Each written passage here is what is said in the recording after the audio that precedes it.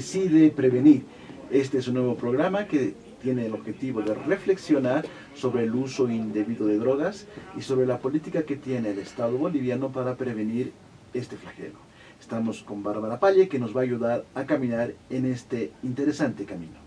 ¿Qué tal, Mauricio? Bienvenidos a toda la audiencia, donde vamos a hablar temas importantes para toda la población. El tema principal de hoy: las acciones de prevención y atención de problemas asociados con drogas en entidades territoriales autónomas. Y para esto hemos traído un invitado especial, Diego Giacomán, quien es un economista cochabambino, tiene 10 años de experiencia en el sector de las políticas de drogas en entidades de la cooperación internacional y es el actual responsable del área de articulación interinstitucional de la Secretaría de la Coordinación de la CONALTID. Diego, bienvenido.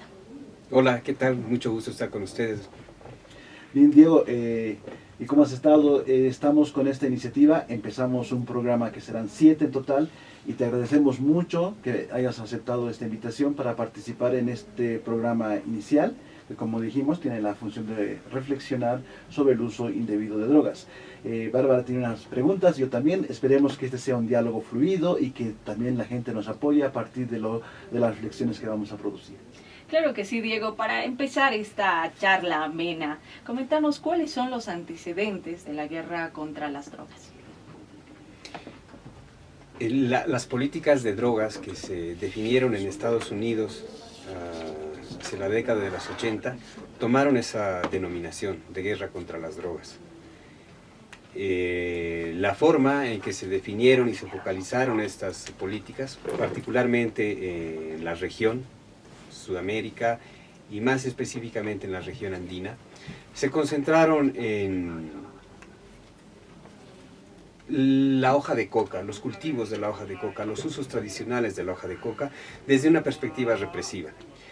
Se iniciaron procesos de erradicación forzosa, se pretendió eliminar también los usos tradicionales y las prácticas ancestrales relacionadas a la hoja de coca. Los países de la región incluso llegaron a comprometerse a que se erradicase el acullicu y también los cultivos de coca, acullicu que tiene otras denominaciones en Colombia y en Perú, pero que también se realiza en estos otros países.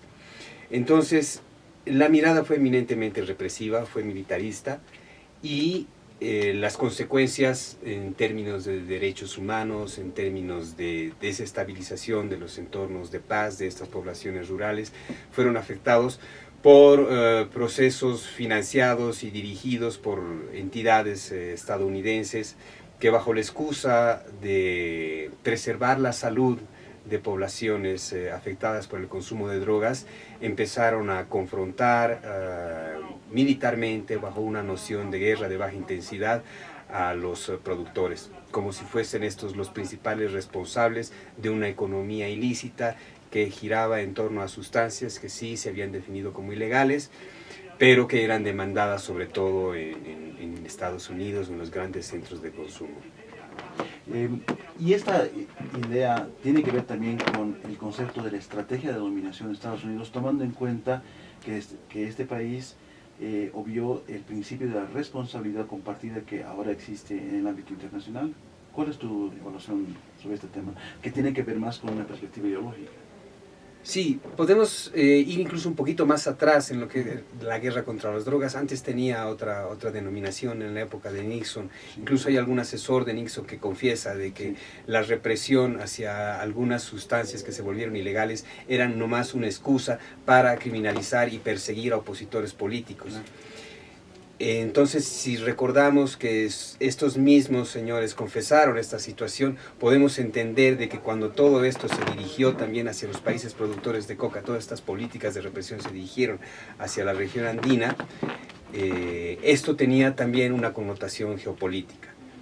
Mucho se ha escrito sobre esto, existen muchas publicaciones norteamericanas, pero también de nuestros países, en los que se reconoce, se afirma y se teoriza sobre cómo es que los recursos de la guerra contra las drogas permitieron control sobre instituciones represivas de los estados y en ese sentido también preservar y proteger los intereses estadounidenses en estos países, quizás con más prioridad que la preservación de su propia salud pública o la salud pública de las poblaciones que pudiesen estar en situación de riesgo frente al consumo o la inseguridad generada por el narcotráfico.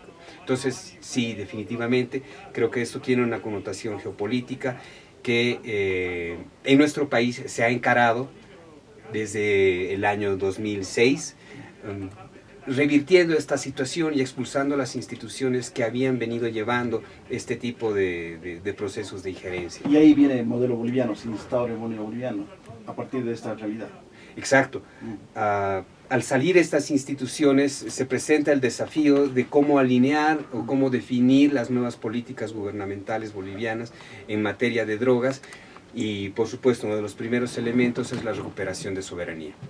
Diego, bueno, para que esto sea un poco más dinámico, les propongo, escucharemos un poco, tenemos un sondeo de opinión, lo que dice la gente, y luego retomamos con esta conversación que se está poniendo interesante, ¿no es cierto, Bárbara? Claro que sí, vamos al sondeo. Y bueno, ahí teníamos parte de las declaraciones y la opinión de la población boliviana con respecto al tema de las drogas. Yo tenía una duda, Diego. Estamos con Diego Yacomán, que es especialista en tratamiento de drogas. ¿En qué momento se rompe este estigma, por así decirlo, al tema del acullico, tomando en cuenta la referencia que tú nos dabas hace unos momentos? El estigma llega de afuera del país y se realizan ciertas argumentaciones, algunas de las instituciones de Naciones Unidas lo hacen, refiriendo a que la acullico es una práctica nociva. No obstante, al interior del país, la población, los sectores sociales distintos, siempre han reconocido el valor cultural y para la salud de los usuarios tradicionales de la hoja de coca. Entonces el estigma no es tanto al interior del país, por lo menos no en torno a las prácticas tradicionales. Creo que sí hay un estigma hacia lo que significa ser cocalero. Ya mucho se habla del narcococalero, Sí. mucho se menciona sobre la responsabilidad que tienen los productores de hoja de coca respecto de las cadenas de economía ilegal que giran en torno al narcotráfico. Poco así se habla sobre la responsabilidad que puede tener el sistema bancario que hace el lavado de los ingresos o la economía ilícita, que es la que en realidad motiva y genera el tráfico ilícito. Si uno ve cómo ocurre con otras cadenas de valor legales, con el caso de la castaña, el café, el té, el cacao, productos agrícolas, se da cuenta de que estos sectores no son motivados o jalados por una producción espontánea, sino porque existen mercados internacionales que fortalecen, dinamizan y potencian estas cadenas de valor. Lo mismo podríamos decir sobre la hoja de coca y el uso ilícito. ¿Cuál es la responsabilidad del productor de hoja de coca, estigmatizado muchas veces como narcotraficante, porque su producto es derivado por terceros hacia actividades ilícitas? Si comparamos esto con la responsabilidad de quienes desde el sistema bancario están legitimando las ganancias obtenidas ilegalmente por organizaciones criminales. Entonces, yo sí creo que es muy importante desestigmatizar el rol y la definición de lo que significa ser cocalero en nuestro país. Primero que nada, significa ser productor de un producto ancestral, tradicional, de estas regiones, que ha estado destinado a productos, a prácticas culturales y nutricionales también, que no han presentado elementos adversos. No obstante, repito, para lograr esa desestigmatización, lo que tenemos que ver, ¿qué es lo que genera el desvío de la hoja de coca? No es la práctica ancestral, no es el productor de hoja de coca, es la intervención de demandas que llegan de otros lugares, con capitales de otros lugares, para motivar prácticas ilegales, que al tener esta naturaleza también se tornan violentas y tienen repercusiones en términos de seguridad ciudadana, pero también de seguridad del Estado. Son eslabones en los que ya nada o muy poco tienen que ver los productores de hoja de coca, sino que es en donde se adhieren organizaciones criminales o personas que pueden estar en conexión con estas organizaciones y generar todos estos problemas de inseguridad, que es lo que en realidad podríamos lamentar nosotros los bolivianos. Entonces, ahí la importancia, sí creo, de desestigmatizar la noción de lo que es ser cocalero. Creo que el actual gobierno lo ha hecho con mucho éxito respecto de lo que hacían anteriores gobiernos, por lo menos, y creo pero también de que es un proceso en el que aún faltan dar muchos pasos hacia adelante. Seguimos en algunos casos permitiendo de que se acuse a la producción de hoja de coca o a los productores de hoja de coca y se los responsabilice de todo lo que significa el narcotráfico, y además haciéndoles pagar un costo económico, social, político muy alto a estos eslabones que son los más vulnerables y no a otros como son los que, como refería hace un momento, a los que realizan el lavado de activos ilegales, etc. Ahí emerge, por ejemplo, la responsabilidad del Estado en cuanto a la reducción de la demanda y todo lo que significa la prevención y el tratamiento, porque de todas maneras el fenómeno del consumo indebido de drogas y la producción de estas genera un problema para la sociedad. ¿Cuál es el enfoque de participación social que tiene el Estado y la función que ahora se está desarrollando en el país? ¿Cómo lo ve usted, Diego? Yo creo que la participación social en torno a esta temática viene como una propuesta primero de la misma sociedad civil. Está la propuesta del control social de los productores de hoja de coca, quienes a cambio de tener un entorno de paz y un contexto de estabilidad, ya no de esta guerra de baja intensidad por la cual se sufrieron muchas bajas en términos de heridos y de vidas, se comprometen a estabilizar su superficie de cultivos.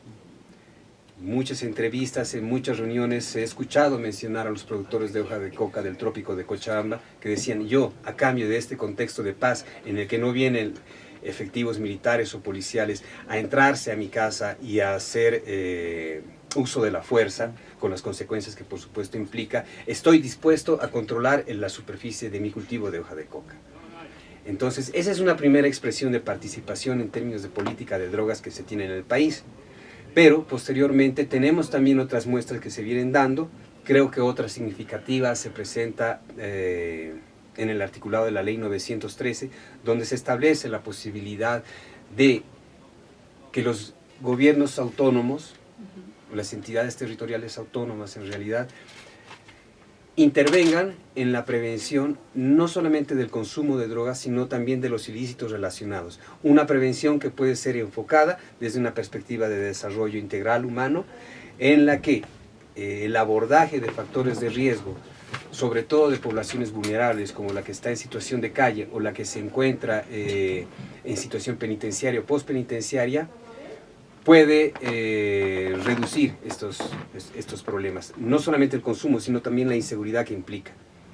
Entonces, las zetas, los gobiernos municipales o las gobernaciones tienen, a partir de esta normativa, la posibilidad de reducir estos factores de riesgo, de proporcionar actividades o alternativas culturales, económicas, deportivas a estas poblaciones, para que en lugar de involucrarse con el ilícito puedan tener una vida más funcional socialmente, ¿no? Precisamente, Diego, ahí existe este esfuerzo que está haciendo la Secretaría de Coordinación del CONALTID con el apoyo de la Unión Europea para ejecutar una suerte de manuales para que las entidades territoriales autónomas se involucren y participen activamente de lo que significa prevenir.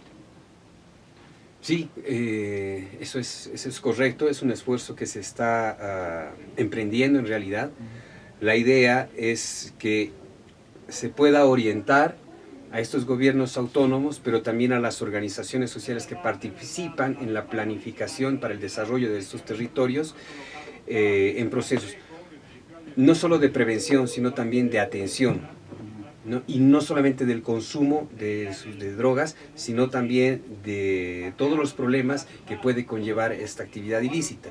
Me refiero, por supuesto, a lo que puede ser la inseguridad ciudadana, lo que puede ser la corrupción, lo que puede ser falta de transparencia, lo que puede ser pérdida de seguridad del Estado o pérdida de control territorial en algunos lugares alejados también.